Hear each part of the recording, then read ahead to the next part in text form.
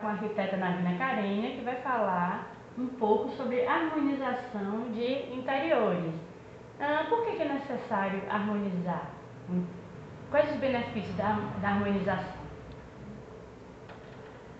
Bom, todos nós nessa vivência aqui pelo planeta, certamente já tivemos experiências muito interessantes, ricas em determinados espaços e outras experiências não tão interessantes em outros espaços. Ao longo da minha jornada como arquiteta e também como ser humano, eu comecei a perceber que havia uma influência direta do entorno nas pessoas que ali habitavam, né? E conforme eu fui percebendo isso com a minha própria vivência, o quanto eu me sentia bem em determinados lugares e o quanto eu não me sentia bem em outros lugares, eu fui abrindo espaço, né, na minha vivência de estudos para entender um pouco mais o que era isso.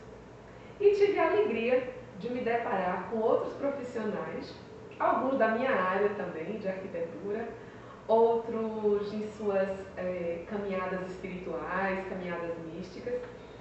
E, na verdade, eu tive a oportunidade de conhecer, foi o meu primeiro contato, foi com o Feng Shui, né, que alguns chamam de Feng Shui, né? E a partir daí se abriu todo um universo na minha vida, no sentido de compreender que o espaço ele pode contribuir diretamente para o seu bem-estar ou para o seu mal-estar, né?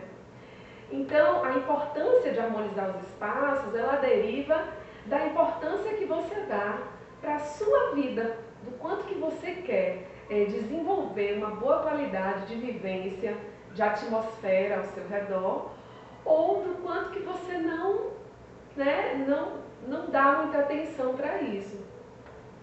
Hoje, a minha leitura sobre projetar, sobre ambientar, sobre criar espaços para as pessoas, ela está completamente conectada com a possibilidade de dar a esse ser, a essa pessoa, a possibilidade de se expandir, de crescer, de estar num lugar onde ela possa estar constantemente se lembrando de seus propósitos, do que ela veio fazer aqui, de qual a missão dela na vida, do que faz bem para ela, do que a estimula, do que a faz acordar de manhã vibrando.